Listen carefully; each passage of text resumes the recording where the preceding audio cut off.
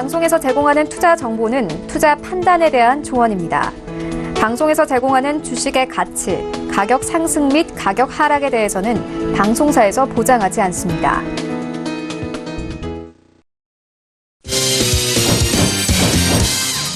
네, 오늘의 주요 헤드라인 소식입니다. 한국 GM의 2대 주주인 산업은행이 한국 GM 법인 분리에 대해 찬성으로 입장을 바꿨습니다. 이에 따라 법인 분리가 탄력을 받게 된 가운데 한국 GM은 오늘 오전 임시주총에서 법인 분리를 의결하고 올해 안에 절차를 마무리할 것으로 알려졌습니다.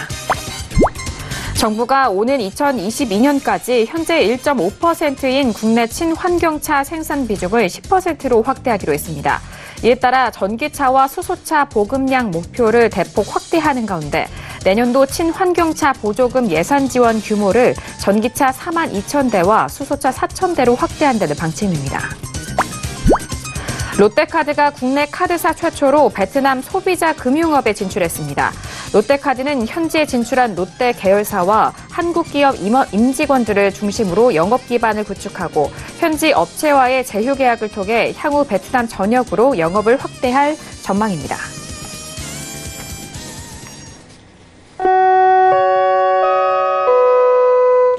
네, 안녕하세요. 평택전남 정석투자 MC 김은혜입니다. 자, 오늘은 화요일장이었습니다. 간밤 뉴욕 증시는 글로벌 경제 둔화에 대한 우려감 속에서 3대 지수 모두 급락으로 마무리가 된 상황입니다.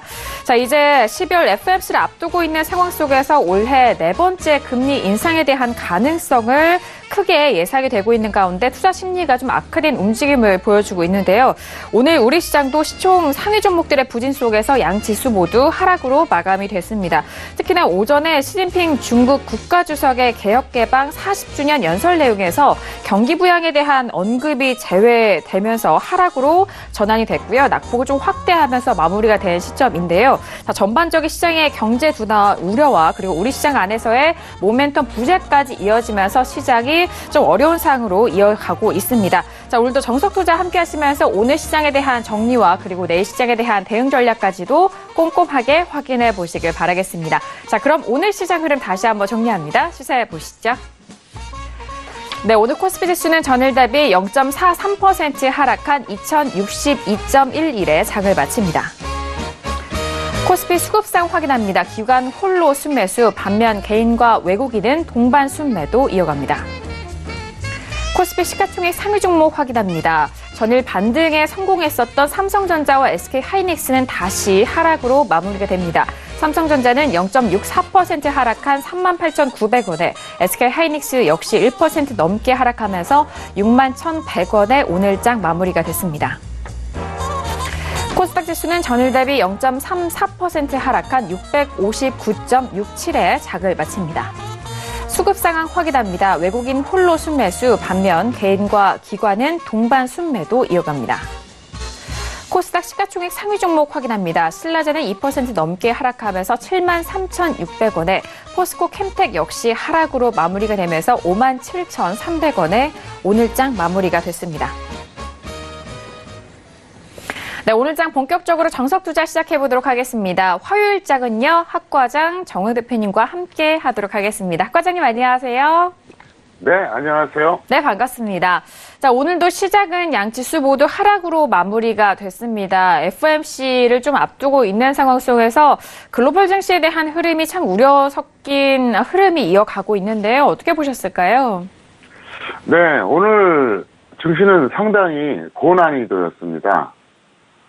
예상대로 시가는 하락했다가 장중에 크게 한번 반등 나왔잖아요. 그래서 다시 오후에 이제 밀렸었는데 미국의 어떤 그 FOMC 관련된 것들, 시진핑의 어떤 연설 그런 것 때문에 출렁거렸다고 볼 수 있겠는데 사실 추세는 별 차이가 없습니다. 그래서 오늘 시황 코너에서는 조금 더 어떤 그 원리적 접근은 근원적인 어떤 시장을 보는 방법 이런 것에 대해서 제가 좀 더 심도 있게 전달해드리겠습니다.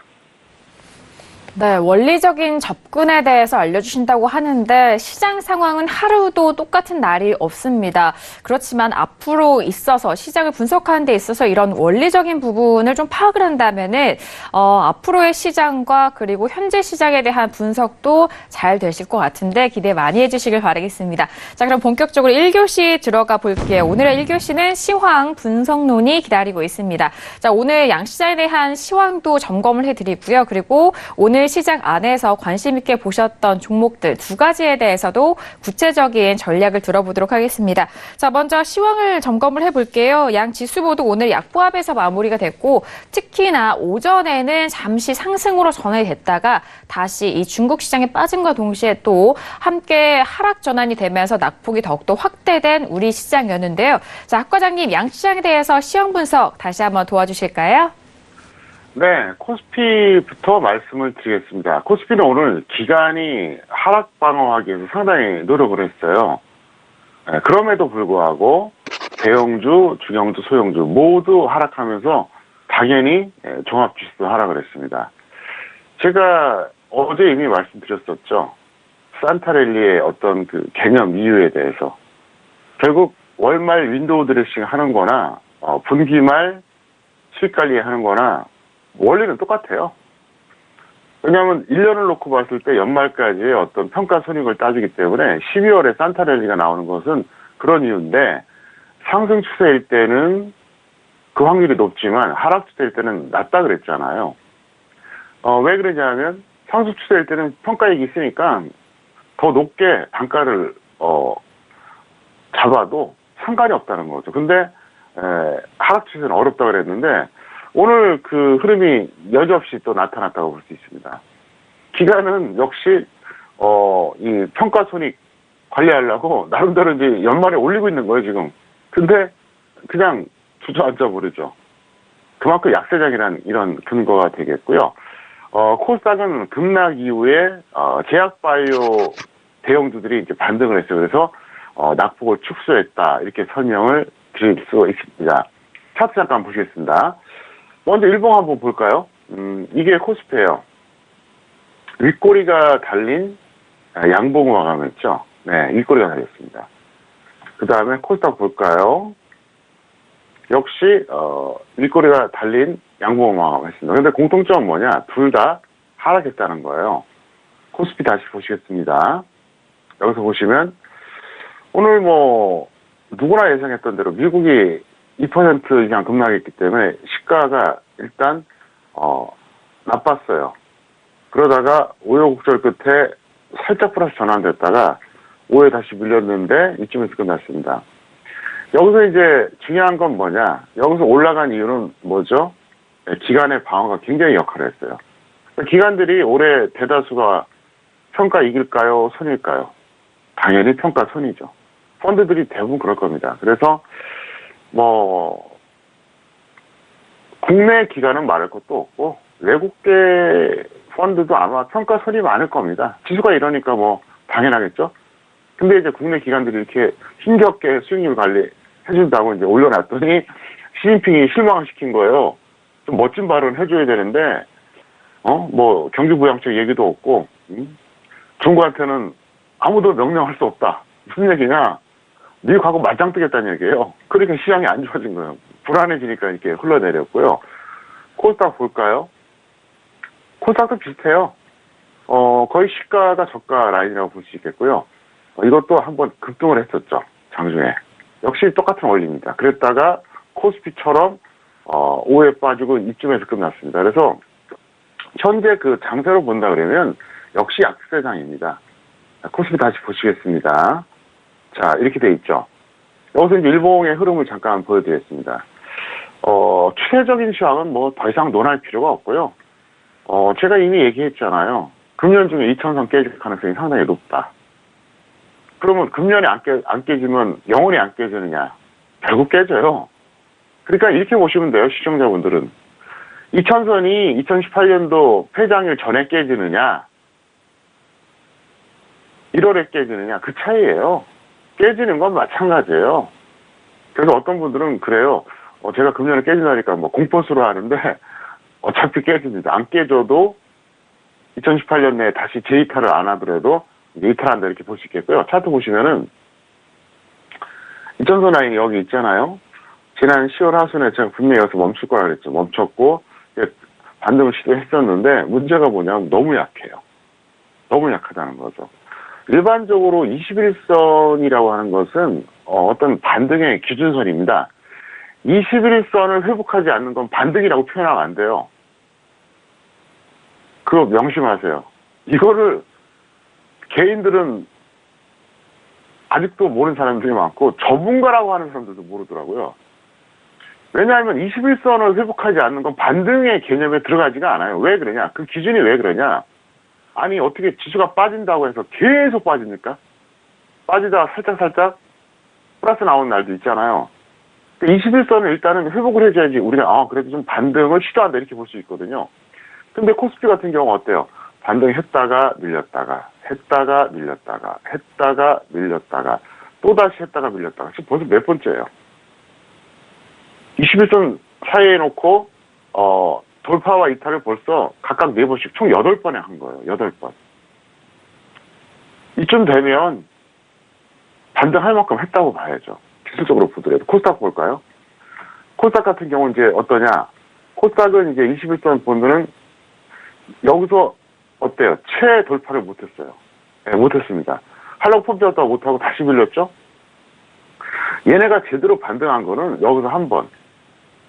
네, 딱 한 번이에요. 굉장히 약하다는 거죠. 그러니까 그 박스가 이제 2개가 있는데 자세히 보면 종가 기준으로 돌파를 못했어요. 그리고 다시 흘러내린 거죠. 그러니까 반등을 못한 거죠. 딱 한 번. 11월 하순에 한 번 21선 돌파했다가 이탈되고 나서는 점점점 멀어지고 있어요. 그러니까 코스피랑 다시 한번 비교를 해드릴게요. 코스피는 어쨌건 간에 21선 돌파와 이탈을 무려 4번씩 반복했잖아요. 상대적으로 강하다는 거죠. 코스닥은 어때요? 굉장히 약한 거죠. 그래서 앞으로 지수가 점점점 빠지면 빠질수록 코스닥이 더 약할 것이다 이렇게 말씀드리겠고요. 오늘 시장 원리에 대해서 하나 말씀드리겠습니다. 분석의 어떤 방법론인데요. 어떤 특정한 한 가지 요소를만 갖고 어떤 특정한 한 가지 요소만 갖고 전체를 평가하는 거. 이걸 뭐라 그러죠? 일반화의 오류라 그러죠. 일반화의 오류. 그러니까 딱 한 가지의 어떤 요소를 갖고 전체를 평가하는 거. 이걸 일반화의 오류라 그럽니다. 논리학에서 나오는 거예요. 그죠? 저 답답한 게 있어요. 개인도 그렇고 전문가들도 그렇고 오로지 하나만 보는 사람들이 있어요. 무조건 미국 금리가 어떻게 되느냐. 무조건 미중 무역 전쟁이 어떻게 되느냐. 아니면 뭐 반도체 경기가 어떻게 되느냐. 답답해요. 답답하다고요. 시장에서 등락을 결정하는 요소가 얼마나 많은지 아십니까? 그것들을 다 모아서 복합적으로 분석해야 됩니다. 그리고 포인트가 뭐냐? 주식은 과학이 아니에요. 예술이에요. 왜 그런지 아십니까? 과학은 항상 동일한 조건 형성이 가능해야 되고요. 동일한 조건 형성 하에서는 동일한 결과가 나야 돼요. 근데 주식시장은 어제 같은 오늘 같은 내일이 절대로 나올 수가 없어요. 뭐가 달라도 달라요. 그래서 저는 주식을 예술이라고 생각해요. 과학이 아니라는 거죠. 과학은 똑같은 조건 형성이 만들어질 수가 있어야 되잖아요. 그래서 똑같은 결과가 나와야 되잖아. 근데 주식은 똑같은 조건 자체가 성립이 안 돼요. 그게 한 종목이 되든 한 테마나 한 업종이 되든 지수 전체가 되든. 거기다가 제가 좀 전에 얘기했었잖아요. 일반화의 오류. 그래서 보면은 무슨 개인들도 그렇고 전문가들도 그렇고 그런 사람들이 있어요. 무조건 금리 얘기만 해요. 맨날 죽어난 사람 금리 얘기. 미국이 금리 인상하면 어떻고 떨어지면 어떻고. 또 미중 무역 전쟁이 협상이 돼서 타결이 되면 어떻고 안 되면 어떻고. 그거는 여러 가지 요소 중에 하나예요. 최하수가 뭐라고요? 차트 하나 갖고 얘기한 사람이에요. 죽어난 사람 차트만 갖고 얘기해요. 차트 갖고 시장 예측 절대로 못합니다. 차트 갖고 시장 예측할 수 있는 가능성은 0%예요. 왜? 최고점에서는 절대로 매도 시그널이 안 나오거든요. 왜 이런 얘기를 드리냐? 저의 분석 방식을 얘기하고 싶어서 그래요. 저는 분석 방식이 이런 식입니다. 한 15개 정도의 등락 요소를 갖고 그때 필요한 거 2개에서 5개를 제가 끄집어내요. 지금은 이 등락 요소를 봐야겠다. 그 다음 그거를 기납적 방식에 의해서 추론을 합니다. 그리고 최종 결론에 도달해요. 그리고 예측하는 거예요. 평택천론의 분석 방식이에요. 그러니까 저는 등락 요소 중에서 핵심을 그때그때 바꿔치기 한다는 거죠. 여러분 기억하십니까? 제가 지난 10월부터 뭐라 그랬죠? 뭐 미국 금리 인상 이제 이런 거 신경 쓰지 마세요. 뭐 어떻게 됐든. 그 다음에 11월에 뭐라 그랬죠? 미중 무역 전쟁 더 이상 등락 요소가 아닙니다. 그랬잖아요. 그러면서 결국 쭉 빠지잖아요. 자, 우리가 어떤 사람을 평가할 때 한 가지만 봅니까? 여러 가지를 보잖아요. 성격이라든가 그 사람의 능력, 인성, 뭐 기타 배경, 기타 뭐 그 사람의 특성. 그러면서 이 사람은 괜찮은 사람이야. 이 사람은 별로 아니야. 이렇게 판단한 거지 딱 한 가지만 보는 게 아니잖아요. 그쵸? 만약에 딱 한 가지만 본다면 어떤 문제가 발생할까요? 어떤 사람인데 9가지가 나빠요. 딱 하나 좋은 점도 있겠죠? 그거 하나 보고 그 사람을 좋은 사람을 평가한다면 이거 오류 아닙니까? 오류.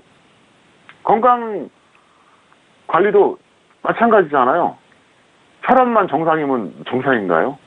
혈압도 보고 당도 체크하고 초음파 검사도 하고 위 내시경도 하고 골고루 해본 다음에 이 사람이 전체적으로 건강이 어느 정도다 이렇게 판단하는 거잖아요. 그래서 저는 하고 싶은 얘기가 뭐냐, 주식시장에 대해서 우리가 분석할 때 그리고 지수를 예측하고 할 때 복합적으로 보라는 거예요. 무슨 단세포도 아니고 맨날 미국 금리가 어쩌고 저쩌고 맨날 중국하고 미국하고 무역 협상이 어쩌고 저쩌고 그렇게 단순하지 않습니다. 제가 언젠가 얘기한 적 있죠. 제가 초보자 때 가장 기억에 남는 주식 경험이 딱 2가지가 있었어요. 뭔지 아십니까? 첫 번째, 수급은 모든 재료에 우선한다. 호재 악재 다 필요 없어요. 수급, 그러니까 유동성이 어떠냐가 시장을 결정하는 거예요. 두 번째, 주식시장은 IQ 200이다. 상당히 복잡 난해합니다. 그렇기 때문에 여러분들이 시장을 보실 때 어떤 특정한 요소 한 가지에 너무 매몰되지 말자. 이렇게 설명드리겠습니다. 네, 첫 번째 시황에 대해서 분석을 도와드렸습니다. 일단 코스피 지수에 대해서는 기관의 하락 방어에도 대중소 모두 업종에 대한 하락으로 지수 하락을 견인했다라고 정리를 해주셨고요. 그리고 코스닥도 역시나 급락 이후에 제약바이오 반등으로 낙폭을 좀 축소했지만 좀 역부족이었습니다. 하락 마감을 했다라는 점. 다시 한번 말씀을 드렸고요. 일단 시장이 좀 약한 모습을 보여줬을 때 코스닥이 상대적으로 더욱더 빠질 것이다라는 부분은 뭐 이전부터 계속적으로 말씀을 해드렸기 때문에 기억이 나실 것 같고, 오늘 양시장에 대한 뭐 여러 가지 분석이 나오고 있습니다만 뭐 미국 증시 대비해서는 잘 견뎠다라는 뭐 그런 분석도 나오고 있습니다만, 일단 저희가 또 정석투자 안에서 또 학 과장님께서 또 구체적으로 분석을 해주신 시황에 다시 한번 좀 초점을 맞춰서 확인을 해보시길 바라겠습니다. 자, 이렇게 첫 번째 시황에 대해서 좀 정리를 해드렸고요. 그렇다면 오늘 관심 종목에 대해서도 만나보도록 하겠습니다. 오늘 시장 안에서 주요로 보셨던 종목들 정리를 해볼게요. 자, 학 과장님, 오늘 관심 종목은 어떤 종목들일까요? 네, 현대건설기계 그리고 에이티넘 인베스트 두 종목을 꼽아봤습니다. 네, 알겠습니다. 자, 오늘의 관심 종목은 현대건설기계와 에이티넘 인베스트입니다. 현대건설기계 같은 경우에는 저희 정석투자를 통해서 일단 분할 상장 이후에 많은 분들이 또 궁금해하셨고 상담도 많이 해드렸던 종목이기도 하고요. 그리고 에이티넘 인베스트까지 2가지 종목에 대해서 구체적인 전략도 들어보도록 하겠습니다. 학 과장님 어떻게 보실까요? 네, 현대건설기계 같은 경우는 사실 좀 억울하죠. 평택천론 기술특허 적정 주가에 의하면 17만 원대 주식이에요. 근데 지금 얼마죠? 4만 원대. 상당히 억울합니다. 저평가되어 있어요. 그런데 문제가 뭐냐면 모멘텀이 없어요, 지금. 모멘텀이. 말 그대로 건설 기계입니다. 자, 국내 건설 경기가 좋은가요? 아니죠. 그렇다고 과거처럼 중국에 많이 팔리냐? 그것도 아니에요. 당연히 그러니까 주가가 하락하죠. 현대차, 기아차는 뭐 고평가돼서 내려가는 게 아니거든요. 저평가된데도 불구하고 전망이 안 좋아서 내려가는 거예요. 그래서 이 종목은 보유자는 매도 관망하시고요. 미보자도 그냥 관망하세요. 왜 그러냐? 더 빠질 것 같습니다. 다만 현대건설기계 같은 경우는 이렇게 보시는 게 좋아요. 이게 만약에 정말로, 가기 위해서는 둘 중에 하나 조건이 필요합니다. 지수가 엄청나게 대폭락해갖고 더 이상 빠지기 어려운 가격이라고 판단될 때, 이때가 있고요. 아니면, 진짜 남북한이 엄청난 화해 모드가 조성되면서, 통일 가능성이 높아진다. 그럴 때는 수요가 폭증하겠죠. 근데, 멀었어요. 멀었다고요. 지금 벌써 이제 이번 주 지나고 나면 다음 주가 이제 연말인데, 제가 12월 초에 그랬잖아요. 김정은 답변 안 할 거라고. 못한다 그랬잖아요.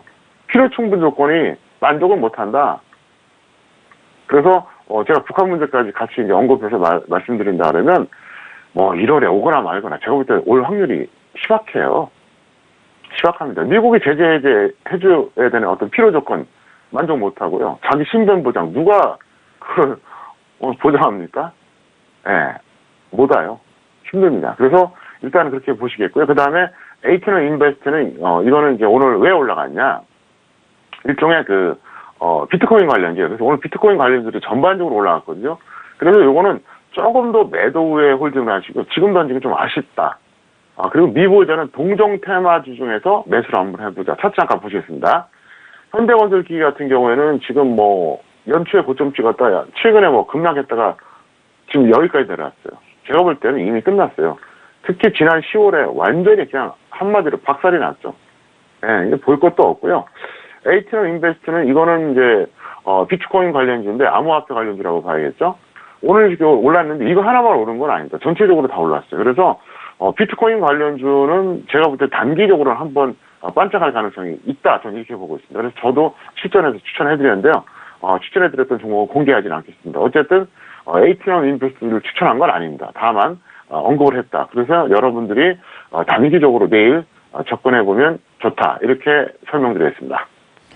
네, 오늘의 관심 종목 두 가지였습니다. 먼저 현대건설기기 같은 경우에는 보유자 매도 후에 관망에 대한 의견과 그리고 미보유자도 역시나 관망에 대한 의견을 주셨습니다.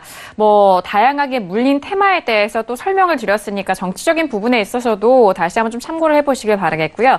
자, 두 번째 종목은 에이티너 인베스트였습니다. 코인 관련된 테마로 또 묶여있는 종목이기도 하고요.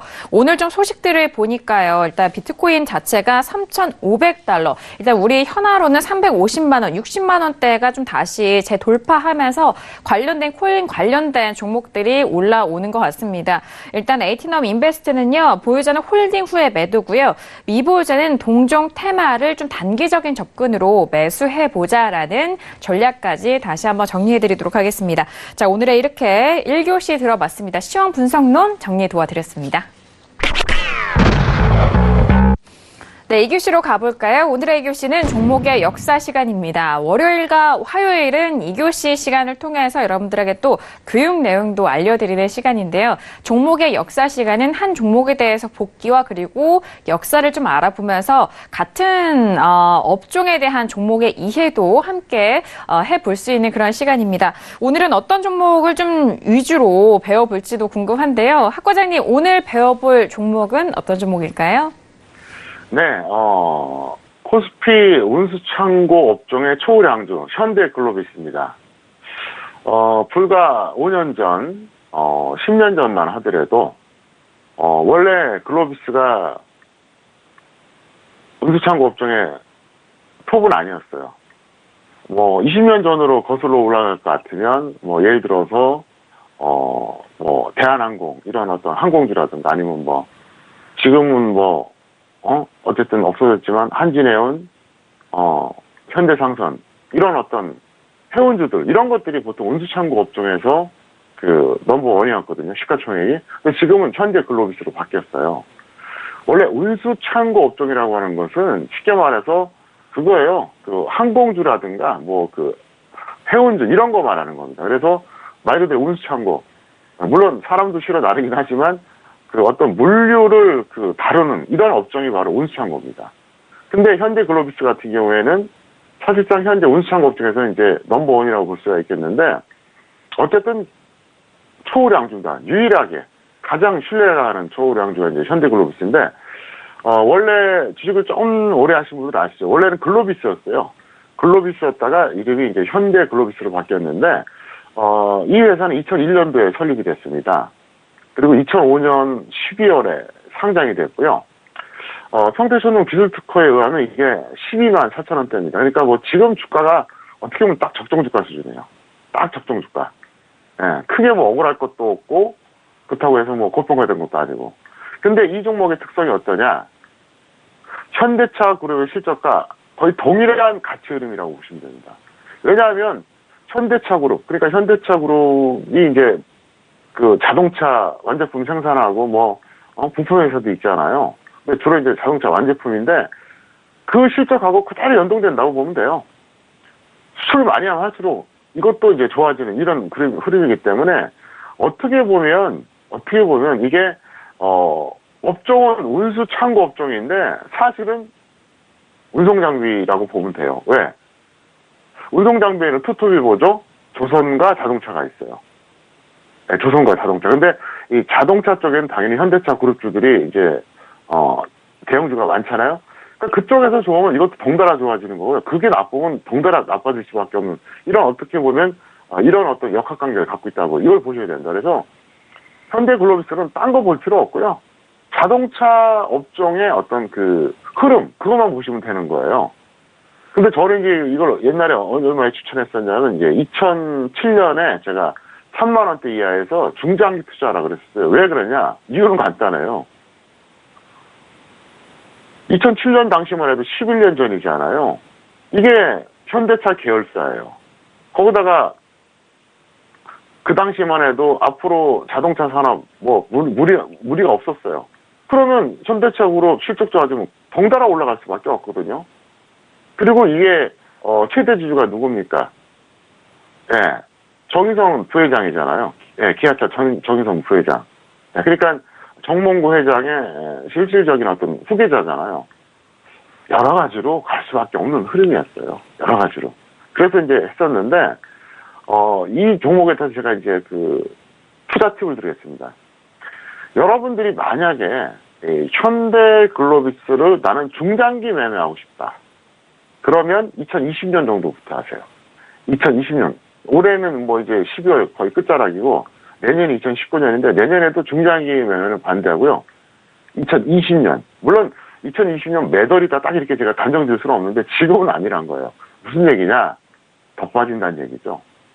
그럼 단기 매매는 어떻게 하느냐? 내년에 단기 매매는 뭐 일주일에서 뭐 보름짜리 1년에 여러 번 나올 겁니다. 그때 하시는 게 좋겠고요. 차트 보겠습니다. 이 종목은 지난 2014년에 이제 고점 찍고 내려갔습니다. 30만 원이 넘어갔죠? 제가 이 종목을 처음으로 그 대중에게 언급했던 게 이때였어요. 절묘했죠. 네, 진짜 바닥이었어요. 근데 아무리 생각해도 좀 억울한 가격이더라고요. 지금 이제 적정 주가가 이제 12만 원대인데 그때도 한 4, 5만 원은 됐어요. 근데 그럼 3만 원 이하에서 4, 5만 원은 뭐 그렇게 저평가된 건 아니지만 뭐 성장성이라든가 뭐 여러 가지 흐름상으로 이건 갈 수밖에 없는 흐름이었거든요. 그래서 그때 추천했는데 현대글로비스는 이렇게 보시면 돼요. 현대차 그룹이 완전히 망해서 없어지지 않는 한 이거는 현대차 그룹과 운명을 같이 할 수밖에 없는 주식이에요. 그래서 자동차 산업 전반 그리고 현대차 그룹의 여러 가지 어떤 실적이라든가 어떤 가치 이런 걸 보시면서 슬쩍 담그면 돼요. 문제는 타이밍이죠. 매수까지 언제 들어가냐 이게 포인트가 될 겁니다. 그래서 어쨌든 제가 생각할 때는 현대글로비스는 여러분들이 항상 이렇게 좀 관심 종목 포트폴리오에 넣어 두시다가 때가 되면 중장기 매매하셔도 좋고요. 그냥 아주 포인트를 말씀드리면 그거예요. 간단하게 말씀드리면 현대차 그룹이 망하지 않는 한 현대글로비스도 안 망한다. 그리고 현대차 그룹과 어떤 흐름을 같이 한다. 다만 지금은 중장기 투자는 절대로 아니다. 하지만 언젠가 우리나라 지수가 바닥을 찍고 현대차 그룹 주들이 그러니까 이제 그 나름대로 저점에서 매수를 낼 때가 오잖아요. 그러면 여러분들이 이것도 가담해 두시면 제가 볼 때는 편안하게 수익이 나올 겁니다. 편안하게. 왜냐하면 이 제조업이라고 하는 것은 어떻습니까? 나름대로 호재 약재도 있고 뭐 경쟁도 치열하고 뭐 여러 가지 뭐 어떤 그 변수가 있는데 이거는 간단해요. 현대차만 그냥 차 많이 팔리면 되거든요. 간단하거든요. 그러니까 오히려 쉽죠.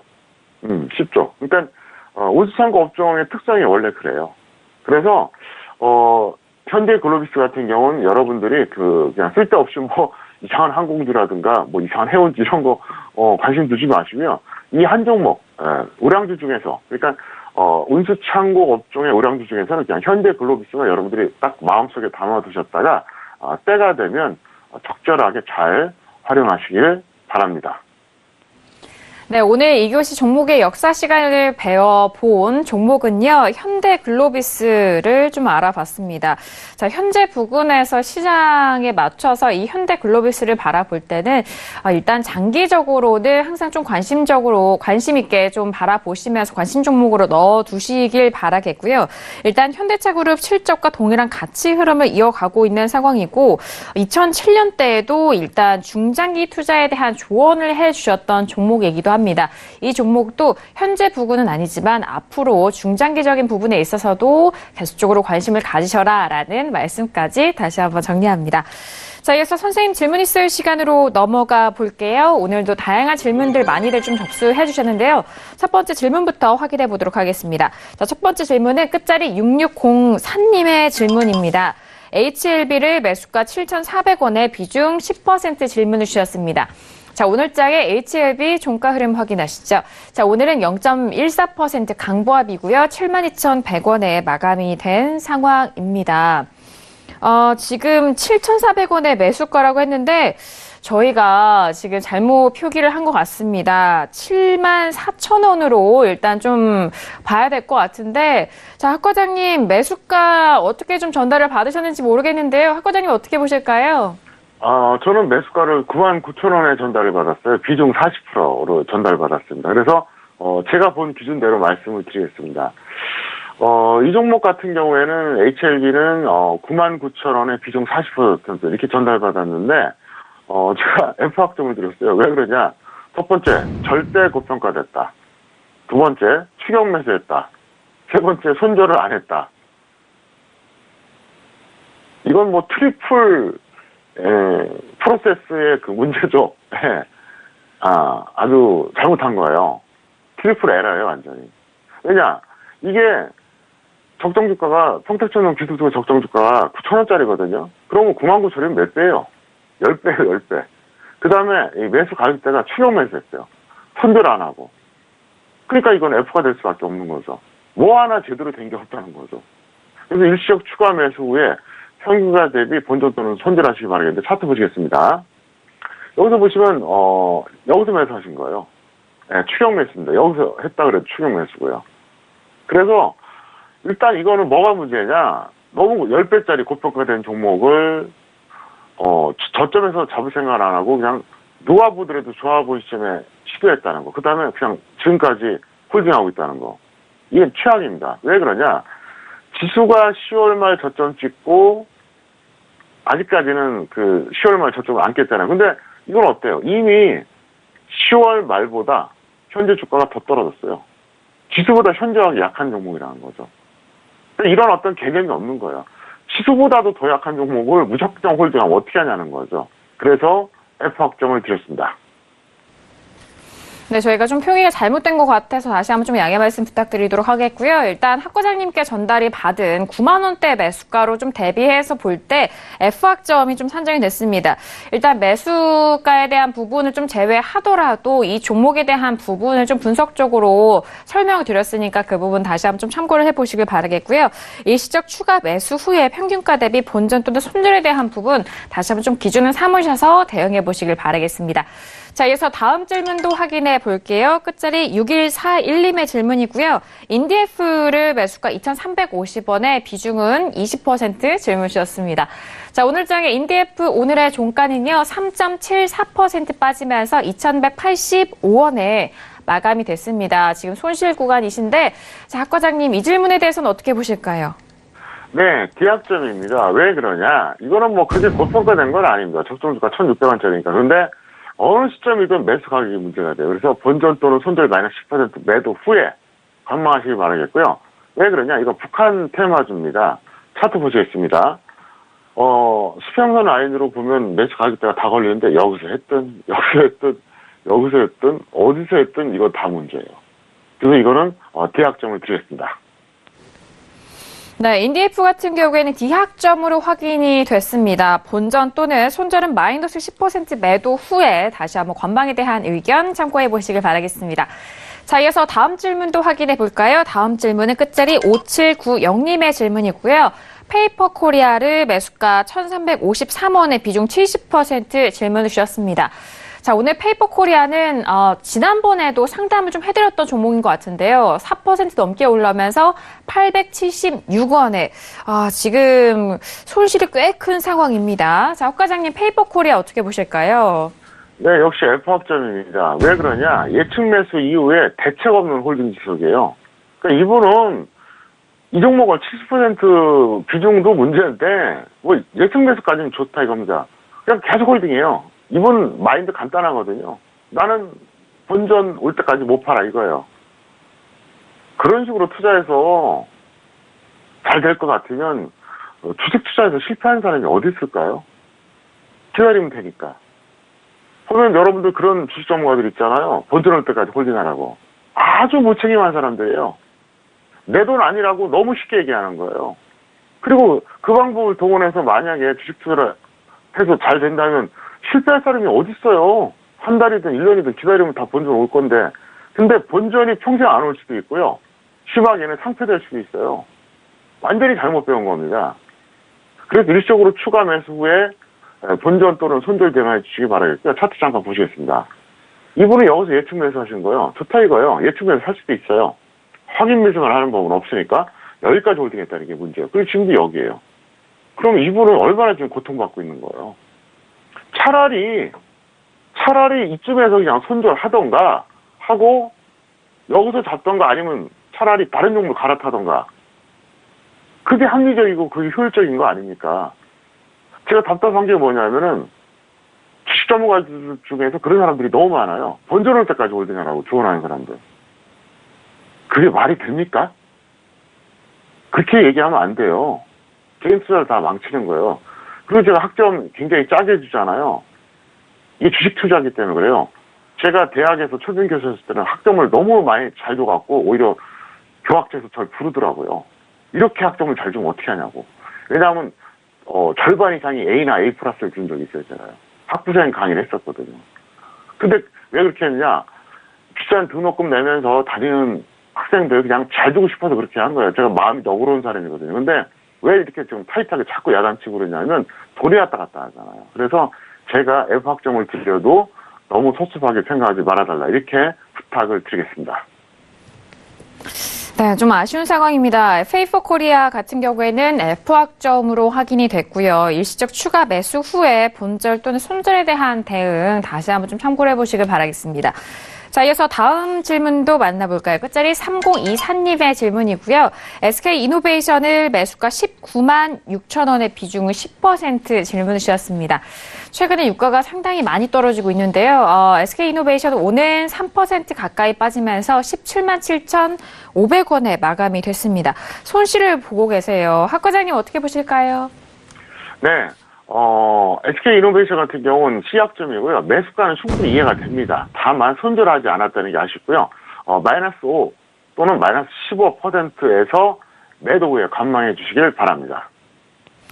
네, SK이노베이션은요, 시약점으로 확인이 됐습니다. 손절은 마이너스 5% 또는 마이너스 15% 먼저 온 가격대 대응을 하시고요. 매도 후에 관망에 대한 의견 참고해 보시길 바라겠습니다. 자, 이어서 다음 질문도 만나볼게요. 끝자리 0692님의 질문입니다. GS 리테일을 매수가 35,300원의 비중 20% 질문을 주셨습니다. GS 리테일 오늘장은요, 강보한 마감이고요. 47,000원에 마감이 됐습니다. 수익을 보고 계세요. 자, 박 과장님, GS 리테일 수익권이신데 어떻게 보실까요? 네, B학점입니다. 매수는 아주 성공적이었고요. 이 종목은 나홀로 종목에 해당합니다. 왜 그런지 설명드리겠고요. 왜 B학점이냐, 이렇게 평가액이 확실한데도, 사실 결과가 좋아서 그렇지, 과정상으로는 좀 문제가 있었던 종목인데, 어쨌든, 매수가는 아주 성공적이었습니다. 즉시 매도 후에 확실한 조정 시 단기 매매하자. 차트 보시겠습니다. 이게 왜 나홀로 종목인지 설명드릴게요. 자, 지수 저점이 언제였죠? 10월 하순. 자, 근데 이 종목의 저점은 언제죠? 11월 중순입니다. 그리고 지수는 어떻습니까? 지금 위치가 10월 저점하고 비슷한 이 정도 위치예요. 네, 다시 내려가고 있잖아요. 이제 2000선에 근접하고 있잖아요. 근데 이 종목은 계속 가고 있어요. 그러니까 전형적으로 나홀로 종목이죠. 지수하고 따로 놓으니까 나홀로라는 얘기예요. 그래서 어쨌든 원래는 이 네온 박스, 그러니까 매수가 가격대 이 근처 잡는 게 사실은 정석은 아니에요. 근데 어쨌든 우량주니까 뭐 그래도 큰 문제가 없다 볼 수 있겠고요. 편의점 관련주들은 저는 중장기적으로 상당히 좋게 봐요. 그래서 편의점 관련주들도 여러분들이 항상 포트폴리오에 편입을 해놓으시고요. 사란 얘기는 아니고요. 관심 종목 포트폴리오에 꼭 편입하시기를 바랍니다. 네, GS 리테일은 현재 수익을 보고 계신 상황입니다. 즉시 매도 후에 확실한 조정 시 단기 매매 접근 유효하다 말씀해 주셨고요. 편의점 관련된 종목들도 포트 안에 좀 관심 종목으로 넣어두시면서 관심 있게 계속적으로 추이를 지켜보시길 바라겠습니다. 자, 오늘도 선생님 질문 있을 시간을 통해서 다양한 질문들에 대한 상담 함께 도와드렸습니다. 말씀드린 내용에 대해서는요, 투자 판단에 대한 조언이고요. 해당 상품의 가치와 수익률을 보장하지 않는다는 점 다시 한번 유의해 주시길 바라겠습니다.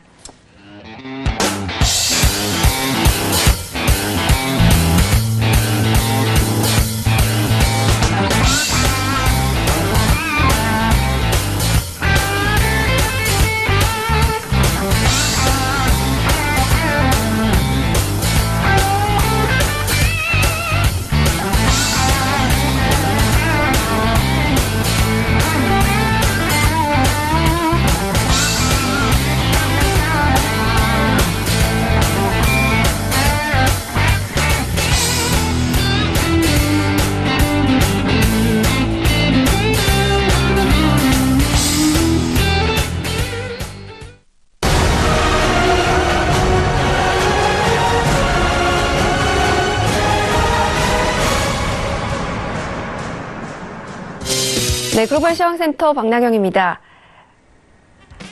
네, 지금 연말을 향해 가는 시점입니다. 12월에 빅 이벤트가 남아있죠. 바로 12월에 FOMC 남아있습니다. 네, 트럼프 대통령의 심기를 크게 또 건드릴 것으로 예상되는 만큼 트럼프 대통령 트위터 살펴봐야겠죠. 첫 번째 말씀드리도록 하겠습니다. It is incredible that with a very strong dollar and virtually no inflation. 네, 믿기 어려울 정도로 강달러와 실질적으로 지금 인플레이션이 나타나고 있지 않다라고 이야기하고 있고요.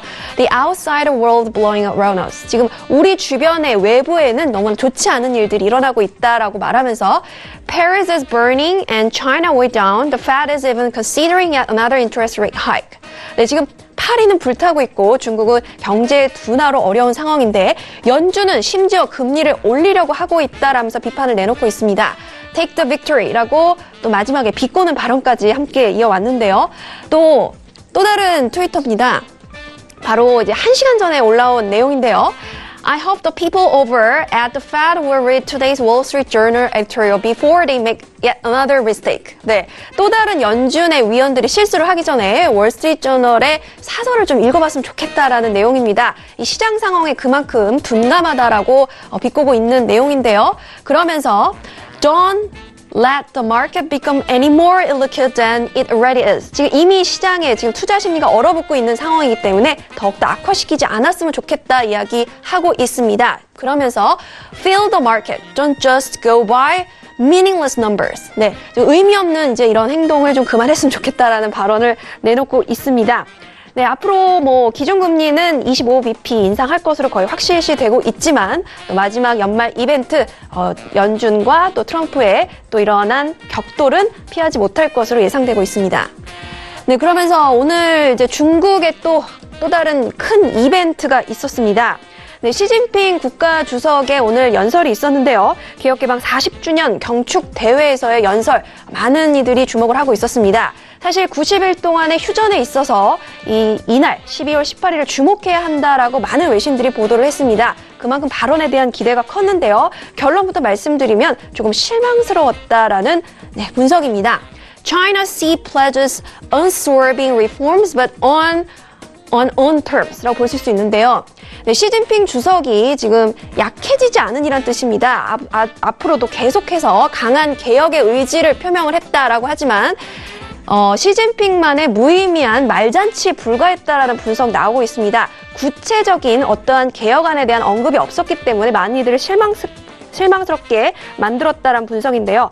상당한 양보안을 좀 내놓을 것으로 사실 많은 이들이 기대를 했습니다. 그동안에 미국의 협조적인 태도를 보여왔기 때문에 이번에 연설을 통해서 앞으로 또 어떻게 진행이 될 것인지 실질적인 개혁안을 많이들 기대를 했습니다.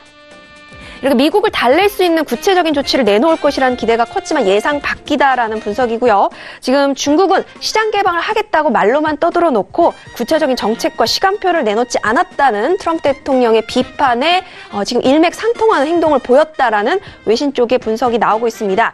물론 적극적인 개방 정책을 통해서 전면적인 개방 구조를 만들고 또 결코 다른 나라의 이익을 희생시켜서 발전시키지 않을 것이다라고 말하면서 1대1로 사업과 남중국해 등에서의 군사적인 패권 추구에 대한 비판을 강력하게 부인하는 것으로 해석할 수 있겠다라는 부분도 함께 언급을 했습니다. 네, 그러면서 이 어떠한 국가도 중국에게 명령을 할 수는 없다라는 이야기도 해놓고 역시 함께 내놨습니다. 하지만 지금 이 기사에서도 보시다시피 트럼프 대통령이 계속해서 비판해온 내용처럼 어떠한 no new measures, 어떠한 조치도 내놓지 않았다라고 언급을 하고 있습니다. 네, 그러면서 오늘 이제 시진핑의 발언이 있었던 만큼 더욱더 주목되는 중국 증시 상황입니다.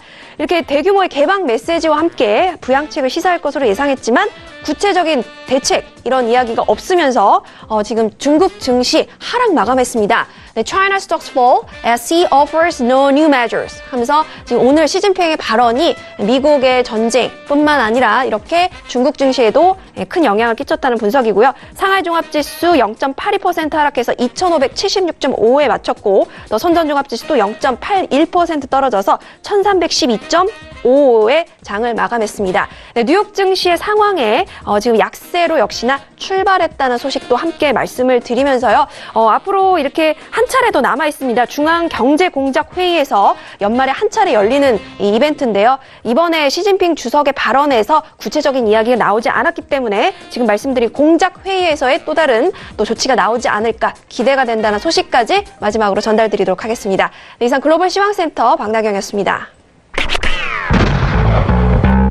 네, 오늘 시진핑 국가주석에 대한 경기 부양책 발언이 또 제외가 되면서 중국 상해 종합지수 역시 하락으로 마감이 된 상황입니다.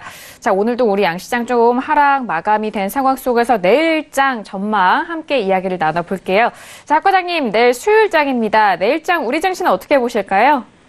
네, 박나경 씨가 브리핑하는 거 잘 들었는데요. 제가 하나 팁을 드릴게요. 시진핑이 경기 부양책에 관련된 발언을 안 했잖아요.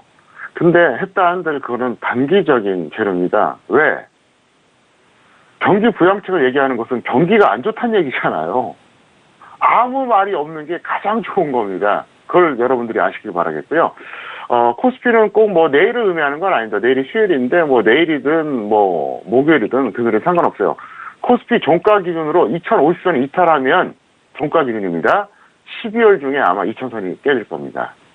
2050선 잘 체크하시길 바랍니다. 네, 역시나 이전에도 기준선에 냈었던 2050선에 대해서 이탈 여부를 좀 확인을 해보시고 종가 기준입니다. 이탈 시에 대한 부분은 12월 중에 2000선도 재이탈할 수 있는 가능성이 있기 때문에 그 부분 종가 기준으로 잘 확인해 보시길 바라겠습니다. 자, 오늘 함께해 주신 학 과장님과는 아쉽지만 여기서 인사 나누도록 하겠습니다. 학 과장님 오늘 말씀도 감사합니다. 네, 감사합니다. 네, 오늘도 정석 투자를 통해서 다양한 투자 전략 내용 함께 도와드렸습니다. 말씀드린 내용에 대해서는요, 투자 판단에 대한 조언이고요. 해당 상품의 가치와 수익률을 보장하지 않는다는 점 다시 한번 유의해 주시길 바라겠습니다. 오늘 저희가 준비한 소식과 내용은 여기까지고요. 저희는 내일 이 시간 10시에 다시 돌아오도록 하겠습니다. 함께 해주신 여러분 오늘도 고맙습니다.